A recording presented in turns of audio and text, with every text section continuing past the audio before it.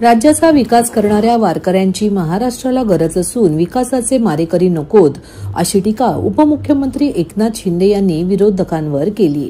मी उपमुख्यमंत्री म्हणून नाही तर पांडुरंगाचा निस्सीम भक्त म्हणून आलो असून या भक्ताच्या हस्ते पांडुरंगाच्या मूर्तीचे लोकार्पण झाले हे मी माझे भाग्य समजतो, अशी भावना एकनाथ शिंदे यांनी व्यक्त केली. परिवहन मंत्री प्रताप सरनाईक यांच्या संकल्पनेतून उपवन तलाव येथे पांडुरंगाच्या 57 फुटी उंच मूर्तीचे लोकार्पण उपमुख्यमंत्री एकनाथ शिंदे यांच्या हस्ते करण्यात आले. त्यावेळी त्यांनी या भावना व्यक्त केल्या. मी शेतकऱ्याचा मुलगा आहे. माझे आई वडील हे वारकरी आहेत. लहानपणी आम्ही पंढरपूर येथे जात होतो. पांडुरंगाची निस्सीम भक्ती आम्ही करतोय. म्हणूनच शास्ताप्रमुख ते राज्याचा मुख्यमंत्री होण्याचे भाग्य मला मिळाले. ती सर्व पांडुरंगाची कृपा असल्याचे उपमुख्यमंत्री एकनाथ शिंदे म्हणाले. ठाणे शहराचा आणि राज्याचा विकास आमच्या सरकारने केला. आम्ही कोणालाही वाऱ्यावर सोडले नाही. शेतकऱ्यांच्या कर्जमाफीचा निर्णय आमच्या सरकारने घेतला आहे. लाडकी बहीण योजनेतून आम्ही बहिणींना मदत करत आहोत. या राज्याला विकासाकडे घेऊन आणणारे वारकरी पाहिजेत, विकासाचे मारेकरी नकोत, असा टोला त्यांनी विरोधकांना लगावला. यावेळी परिवहन मंत्री प्रताप सरनाईक यांनी प्रस्तावना केली. त्यांच्या मतदारसंघात 4 ठिकाणी विठ्ठलाची भव्य मूर्ती उभारण्यात येणार असल्याचे त्यांनी सांगितले. उपमुख्यमंत्री शिंदे यांनी भरभरून निधी दिला, त्यामुळे ठाण्यातील ही भव्य मूर्ती साकारण्यात आली असल्याचे प्रताप सरनाईक म्हणाले. विठ्ठल नामाचा जयघोष, रंगीबेरंगी प्रकाशाची उधळण यामुळे संपूर्ण उपवन परिसर शुक्रवारी मंत्रमुग्ध झाला होता. ठाण्यातील उपवन येथील अहिल्यादेवी होळकर घाटावर उभारलेल्या 57 फुटी उंच विठ्ठल मूर्तीचे लोकार्पण उपमुख्यमंत्री एकनाथ शिंदे यांच्या हस्ते करण्यात आले. यावेळी परिवहन मंत्री प्रताप सरनाईक, खासदार नरेश मस्के, माजी आमदार रवींद्र फाटक, माजी महापौर एच.एस. पाटील, परिशा सरनाईक, विहंग सरनाईक, पूर्वेश सरनाईक यांच्यासह अनेक पदाधिकारी उपस्थित होते.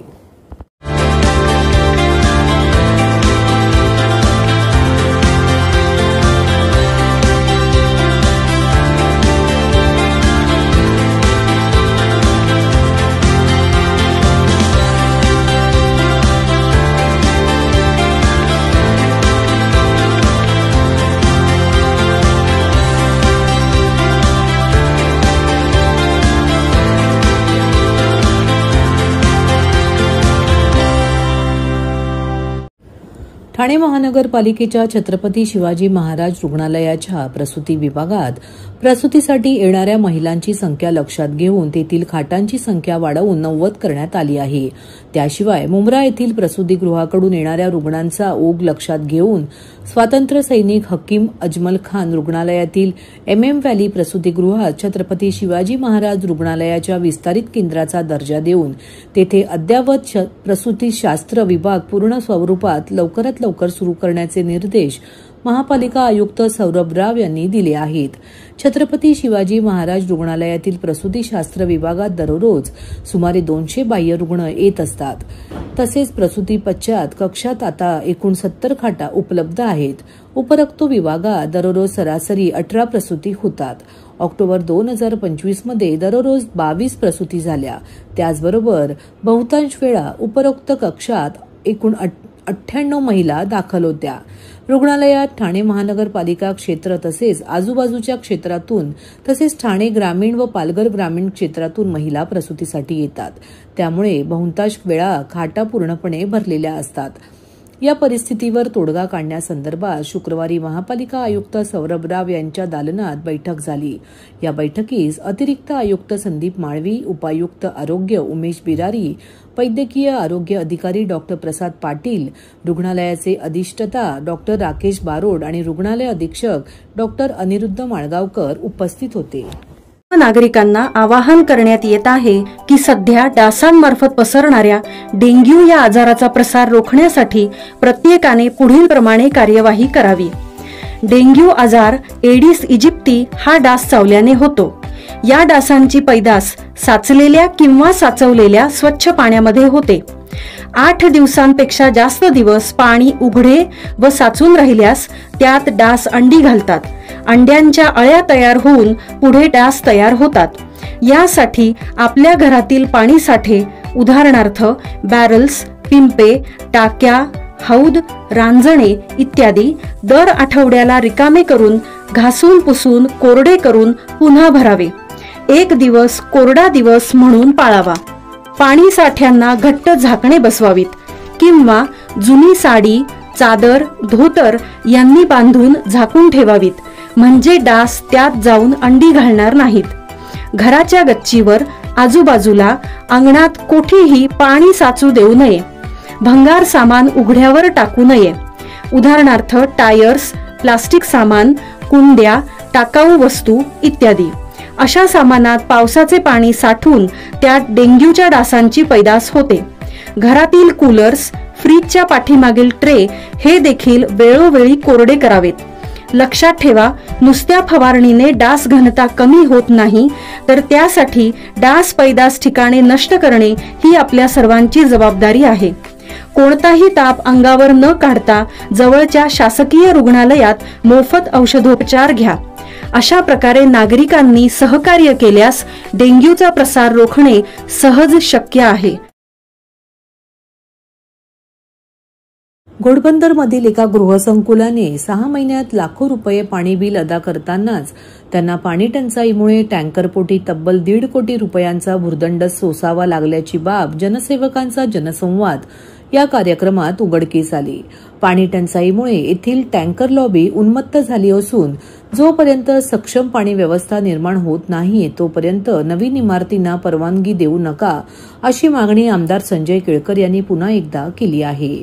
भाजपाच्या खोपट येथील कार्यालयात आयोजित आमदार संजय केळकर यांच्या जनसेवकाचा जनसंवाद या कार्यक्रमात घोडबंदर परिसरातील गृहसंकुलाच्या रहिवासी प्रतिनिधींनी भेट घेत पाणी टंचाईबाबत तक्रार केली. या तक्रारीनुसार महावीर कल्पवृक्ष ऑर्किड सोसायटीने 6 महिन्यात ठाणे महानगरपालिकेचे लाखो रुपयांची पाणीपट्टी अदा केली. तसेच पाणी अपुरे मिळत असल्याने या सोसायटीने या काळात 1.5 कोटी रुपये देखील खासगी पाण्याच्या टँकरपोटी अदा केल्याची बाब उघडकीस आली.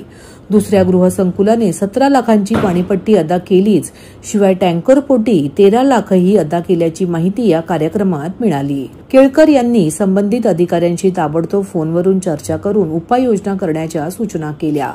याबाबत बोलताना केळकर म्हणाले, नागरिक कर्ज घेऊन कोट्यावधी रुपयांची घरे घेतात, पण पुरेशा पाण्याअभावी त्यांना टँकरपोटी कोट्यावधी रुपयांचा भुर्दंड सोसावा लागतो. पाणी टंचाईच्या पार्श्वभूमीवर याआधीही जोपर्यंत सक्षम पाणी व्यवस्था निर्माण होत नाही तोपर्यंत नवीन गगनचुंबी इमारतींना परवानगी देण्यात येऊ नये अशी मागणी केली होती. मात्र महापालिका पुरेसे पाणी देण्यात अपयशी ठरत असताना आजही उंच इमारतींना परवानग्या दिल्या जात आहेत. त्यामुळे टँकर लॉबीला पोचण्याचे काम होत असल्याचा आरोप केळकर यांनी केला आहे. शीळमध्ये 9 मोठी गृहसंकुले असून येथे दिवसातून 1 तास देखील पाणी मिळत नसल्याबाबत केळकर यांनी संताप व्यक्त केला. 150च्या वर नागरिक या ठिकाणी मला भेटायला आले होते या जनसंवाद कार्यक्रमाच्या निमित्ताने आणि विविध भागामधले होते. अगदी मुंब्रा शीळपासून ते वागळी इस्टेट वर्तकनगरपर्यंत या सगळ्यामध्ये महत्त्वाच्या 4 गोष्टी ज्या आहेत त्या तक्रारीच्या होत्या. एक तर पाणी, इतकी वाईट परिस्थिती आहे की एका सोसायटीमध्ये त्यांनी मला पत्र दिलं, महावीर कल्पवृक्ष सोसायटी ऑर्किड या ठिकाणी यांनी 6 महिन्यामध्ये 1.5 कोटी रुपये टँकरसाठी भरलेले. म्हणजे एका बाजूला उंच इमारतीला आपण परवानग्या देतोय आणि दुसरीकडे त्यांची कुठलीही व्यवस्था पाण्याच्या संबंधी झालेली नाही आहे. दुसरी एक सोसायटी आहे की पाण्याचं ते 17 लाख बिल भरतात आणि तेवढंच टँकरसाठी पण पैसे 13 लाख रुपये भरले जातात. आणि त्याच्यामुळे मागे देखील मी मागणी केली होती की नवीन इमारतींची सध्या परवानग्या बंद ठेवायला लागतील. पाण्याची व्यवस्था जोपर्यंत होत नाही, एवढ्या मोठ्या प्रमाणात 1.5 कोटी रुपये म्हणजे झालं काय? 8 महिन्यामध्ये एखाद्या संकुलाने जर 1.5 कोटी रुपये पाण्यासाठी भरले असतील तर ही अजब कारभार आहे. आणि त्याच्यामुळे या संबंधामध्ये मी संबंधितांशी चर्चा केली आहे आणि या संबंधामध्ये तातडीने पाण्याची व्यवस्था झाली पाहिजे की लोक करोडो रुपये भरून त्या ठिकाणी राहायला येतात आणि राहायला आल्यानंतर देखील त्यांना अशा पद्धतीने फार मोठ्या प्रमाणामध्ये या समस्येला तोंड द्यायला लागतं. शीळला पण अशीच परिस्थिती आहे. 9 मोठी संकुलं आहेत आणि त्या ठिकाणी 1 तास देखील पाणी येत नाही आणि त्यामुळे या एकत्रित या संबंधीचा मास्टर प्लॅन तयार करण्याची अत्यंत गरज आहे. अनेक भागामधनं फसवणुकीचे तर रोजच्या रोजच तक्रारी येत आहेत. आज तर जे आपला दवाखान्यामध्ये काम करणारे महिला कर्मचारी होत्या त्या देखील मोठ्या संख्येने आलेल्या होत्या. त्यांच्या खात्यामध्ये अजून पैसे जमा झालेले. मी संबंधित अधिकाऱ्यांशी चर्चा केलेली आहे आणि त्याचं तपासणी जी आहे, ठीक आहे ना, व्हेरिफिकेशन करणं गरजेचं आहे, परंतु किती दिवस व्हेरिफिकेशन करत बसणार? त्याच्यामुळे 2 दिवसात त्यांना तुम्ही हे पैसे जे आहेत ते अदा केले पाहिजे अशा प्रकारची त्यांना मी सूचना केलेली आहे आणि जास्तीत जास्त लवकरात लवकर हे झालं पाहिजे आणि ते देखील निश्चितपणे होईल.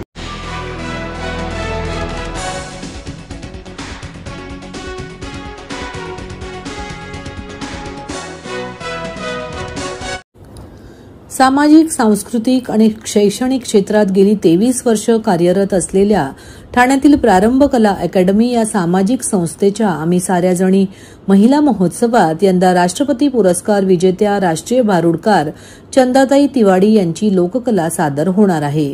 या महोत्सवाचे हे 13वे वर्ष आहे. ठाण्यातील घोडबंदर रोडवरील आय लिव्ह बँक्वेट हॉलमध्ये 8 नोव्हेंबर रोजी दुपारी 3:30 ते 8:30 या वेळेत होणाऱ्या या कार्यक्रमात विविध क्षेत्रात उल्लेखनीय कामगिरी करणाऱ्या 4 दाम्पत्यांसह उत्कृष्ट कामगिरी करणाऱ्या मान्यवरांचाही सत्कार केला जाणार आहे. तरी विनामूल्य प्रवेश असलेल्या या महोत्सवात ठाणेकरांनी सहभागी व्हावे असे आवाहन प्रारंभच्या संचालिका डॉक्टर अरुंधती भालेराव यांनी पत्रकार परिषदेत केले.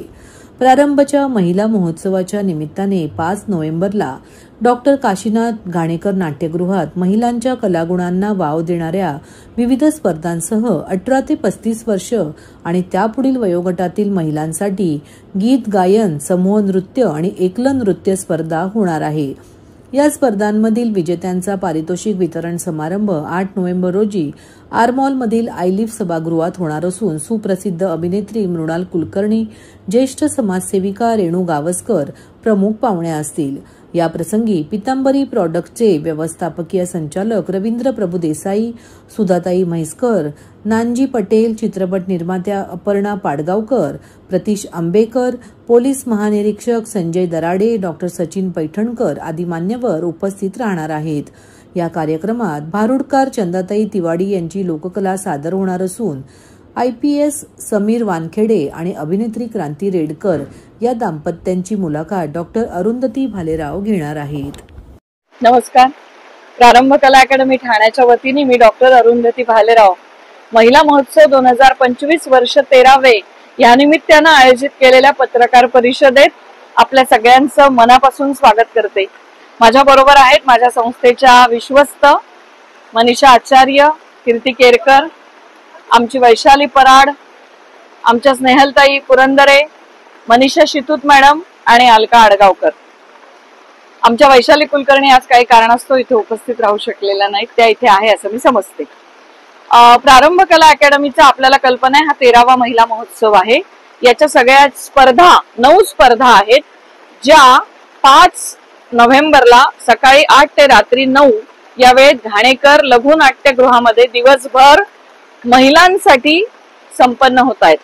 त्यामध्ये गीत गायन, समूह नृत्य आणि सोलो डान्स याला 2 गट आहेत, 18 ते 35 आणि 35 ते ऑनवर्ड्स. त्याचप्रमाणे उखाणी स्पर्धा, चारोळी स्पर्धा, सुविचार स्पर्धा, मंगळागौर स्पर्धा, समूह भजन स्पर्धा आणि फॅशन शो स्पर्धा इतक्या स्पर्धांचं महिलांसाठी आयोजन केलेलं आहे आणि 400-450च्या वर महिलांनी यामध्ये आपला सहभाग नोंदवलेला आहे. प्रारंभची ही परंपरा आहे गेल्या 13 वर्षांची. संस्थेच्या 23 वर्षातल्या कार्यकाळामध्ये महिला महोत्सव हा उपक्रम प्रारंभचे जे सामाजिक उपक्रम आहेत त्याच्या आर्थिक उभारणीसाठी म्हणून हा महिला महोत्सव घेतला जातो. या महिला महोत्सवात Pitambari, Union Bank of India, TJSB, I live Ritz banquet हॉलची व्हेन्यू पार्टनरशिप, त्याचप्रमाणे Bhoomi World, DP Mhaiskar Foundation, Rotary Club of Thane Central, District 3142 हे आमचे डिजिटल मीडिया पार्टनर आहेत. अशा या सगळ्यांमुळे हा महोत्सव संपन्न होणार आहे. 8 नोव्हेंबरला आमचा जो महोत्सव आहे त्या महोत्सवामध्ये जास्तीत जास्त महिला आणि पुरुषांनी, पुरुष बघण्यासाठी आणि महिला तर सहभागी आहेतच, हा कार्यक्रम विनामूल्य आहे, सगळ्यांसाठी ओपन आहे आणि 8 नोव्हेंबरला 3:30 ते 8:30 या वेळेत हा कार्यक्रम संपन्न होणार आहे। यावेळेला प्रसिद्ध भारुडकार, राष्ट्रीय भारुडकार चंदाताई तिवाडी आपल्या संचासह भारूड सादर करणार आहेत, ज्यातून लोकजागृतीचं काम त्या करत असतात। त्याचप्रमाणे कडक नवरा धडक बायको, आपल्याला कल्पना आहे, IRS समीर वानखेडे आणि अभिनेत्री क्रांती रेडकर यांची मुलाखत मी अरुंधती भालेराव घेणार आहे। त्याचबरोबर अनेक संचांचे, मंगळागौरीचे खेळ, समूह नृत्याचे खेळ, सोलो डान्स, ग्रुप डान्स असं सगळं या निमित्ताने संपन्न होणार आहे।